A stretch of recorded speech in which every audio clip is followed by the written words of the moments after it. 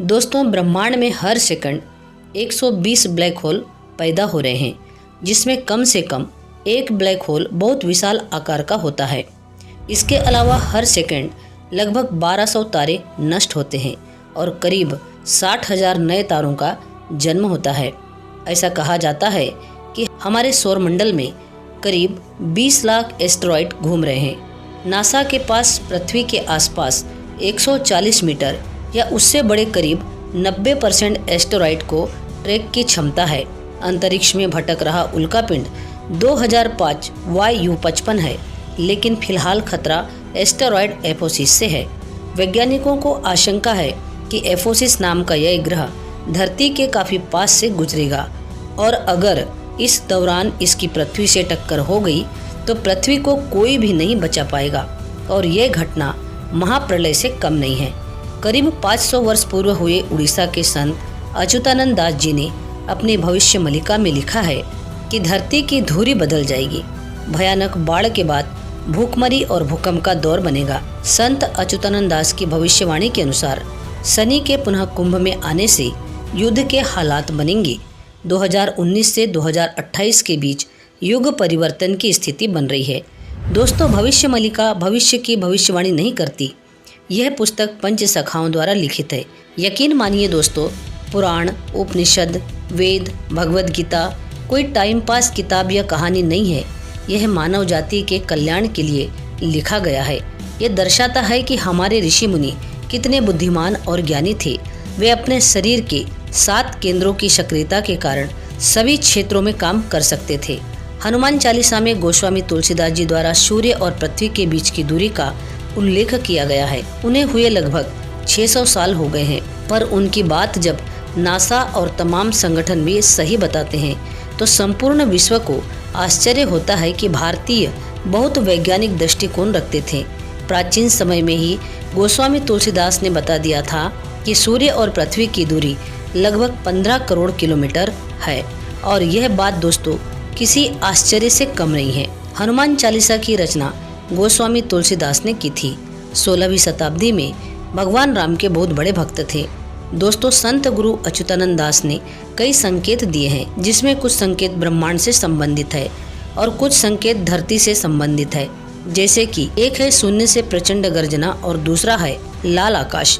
Europe और America के अनेक देशों में ये दोनों ही आकाश संबंधित घटनाएं लगातार देखने को मिल रही है और धरती से संबंधित ऐसी कई घटनाएं हैं जो हमने आपको पिछली वीडियो में बताए हैं। उनमें से कुछ घटनाएं सच साबित हो चुकी है और कुछ घटनाएं अभी वर्तमान में जारी है। आपने सुना ही होगा जगन्नाथ मंदिर के रहस्य को। भगवान जगन्नाथ के मंदिर के झंडे में आग लग गई थी और मंदिर का झंडा नीचे गिर गया था। जानकारी के लिए आपको बता दें कि ये घटनाएं जो हुई है वे सभी धरती का महाविनाश को लेकर बताया गया है और संत अच्युतानंद दास जी ने यह भविष्यवाणी आज से 600 साल पहले ही कर दिए थे। दोस्तों, ऐसे हमारे देश में कई संत मुनि हुए हैं जो इन घटनाओं की जानकारी सही सही बताए हैं और ऐसी कई किताबें, ग्रंथ और पुराण लिखे हुए हैं जिनमें ब्रह्मांड की कई जानकारियों का राज उन भविष्यवाणियों की किताब में लिखा हुआ है। चलिए दोस्तों, अब हम ब्रह्मांड की कुछ जानकारी जानते हैं संत अच्युतानंद दास की भविष्यवाणी की किताब में।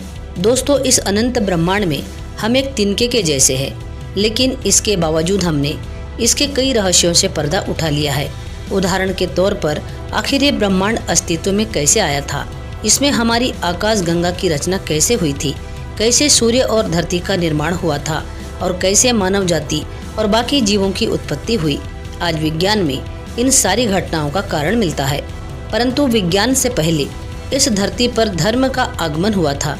ऐसे में कई भारतीय धर्म अपने पौराणिक ग्रंथों में ब्रह्मांड की बात करते हैं, जिसमें हिंदू धर्म का नाम सबसे ऊपर आता है और इसीलिए आज के सनातनी टेल्स चैनल की इस वीडियो के माध्यम से हम ये जानने की कोशिश करेंगे कि आखिर हिंदू धर्म और पौराणिक ग्रंथ ब्रह्मांड की उत्पत्ति को लेकर क्या कहती है और उनके अनुसार यह ब्रह्मांड किस प्रकार अस्तित्व में आया था और क्या कहती है संत अच्युतानंद दास की भविष्य मालिका।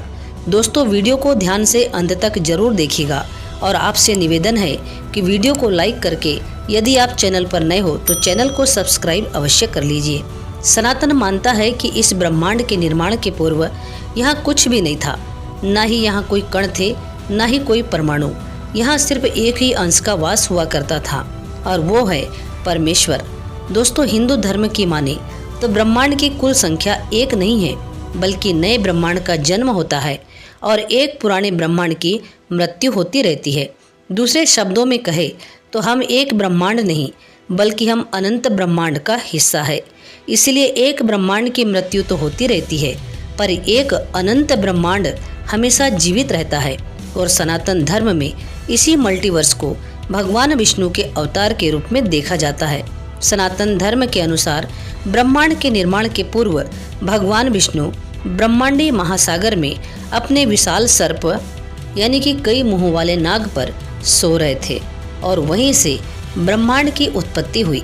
भगवान विष्णु के कर्म के आधार पर उनके सोने के कर्मानुसार उनके नाभि से एक कमल के फूल का जन्म हुआ और इस कमल के तने की उत्पत्ति को सृष्टि की रचना से जोड़कर देखा गया और इसमें से कमल का फूल खिला। उस पर भगवान शिव ने ब्रह्मा को प्रकट कर विराजमान कर दिया। इस प्रकार ब्रह्मा, जिन्हें ब्रह्मांड का रचयिता कहा जाता है, वे अस्तित्व में आए। अस्तित्व में आने के पश्चात काफी समय तक ब्रह्मा ने उस दिव्य कमल की सैर की और इसी दौरान भगवान ब्रह्मा की मुलाकात भगवान श्री हरि विष्णु से हुई थी। दोस्तों, वीडियो को ध्यान से अंत तक जरूर देखिएगा। परंतु इस मुलाकात में इनके बीच भगवान शिव की लीला को लेकर विवाद उत्पन्न हो गया था। इस विवाद के बाद ही इन दोनों ही देवताओं के बीच अग्नि स्तंभ प्रकट हो गया था, जिसकी उत्पत्ति का पता लगाने में ना तो श्री हरि विष्णु सक्षम हो पाए और ना ही भगवान ब्रह्मा जी सक्षम हो पाए। परिणाम स्वरूप भगवान विष्णु ने स्तंभ के सामने खड़े होकर सच्चे मन से प्रार्थना की और विनम्र निवेदन करते हुए कहा, हम आपके असल रूप को पता लगाने में सक्षम नहीं हो पाए हैं, अतः हे प्रभु, आप अपने असली रूप में आकर हमें दर्शन दे दीजिए। इसी प्रार्थना के पश्चात ये अग्नि स्तंभ अपने असल रूप में आ गया। जब भगवान विष्णु और भगवान ब्रह्मा ने उसे देखा तो वे और कोई नहीं बल्कि भगवान शिव थे। यही वो समय था जब उन्होंने पहली बार ब्रह्मा को सृष्टि के निर्माण की बात कही थी। तब भगवान विष्णु को सृष्टि का पालक बनाया था और इसी काल में हिंदू धर्म में त्रिदेवों की भूमिका महत्वपूर्ण हो गई थी, जिसमें भगवान शिव को विनाशक कहकर बुलाया गया था, भगवान विष्णु को पालक और भगवान ब्रह्मा को विधाता। इसी विधाता ने भगवान शिव जी के कहने पर सृष्टि का निर्माण किया था। दरअसल सबसे पहले इस पूरे ब्रह्मांड में जब अवकाश यानी कि खालिस्तान का निवास हुआ करता था, तब ब्रह्मांड ने यहाँ अवकाश से आकाश का निर्माण कराया, जो कि सर्वत्र फैला जा रहा था। आकाश से फिर वायु उत्पन्न हुई और वायु से अग्नि और अग्नि से जल अस्तित्व में आए और यहाँ जल जमकर बर्फ बना तो कहीं भयानक अग्नि के कारण काला कार्बन बनकर धरती बनता गया। धरती के निर्माण के पश्चात यहाँ पर जल में सर्वप्रथम जीवों की उत्पत्ति हुई और यह जलचर जीव उभयचर और फिर नवचर और थलचर में विकसित होने लगे और तब से आज तक धरती पर यह पूरे जीवों की प्रजाति फल फूल रही है। वैसे इसके अलावा भी हिंदू पौराणिक ग्रंथों जैसा कि वेदों और पुराणों में सृष्टि निर्माण को लेकर हल्की हल्की झलकियां दी गई है और यह कैसे परमेश्वर ने सृष्टि का निर्माण काफी बारीकी से और सोच समझकर किया था। दोस्तों, इसी प्रकार की कई जानकारियां हम आपको हमारे चैनल के माध्यम से आप तक पहुंचा रहे हैं, जो सही है। वीडियो में दी गई जानकारी के अलावा आपके पास संत अच्युतानंद दास की कौन सी जानकारी है, कमेंट में जरूर बताना। साथ ही जय जगन्नाथ अवश्य लिखना। वीडियो पसंद आई हो तो वीडियो को लाइक, शेयर और सब्सक्राइब अवश्य करना। पूरा वीडियो देखने के लिए आपका बहुत बहुत धन्यवाद।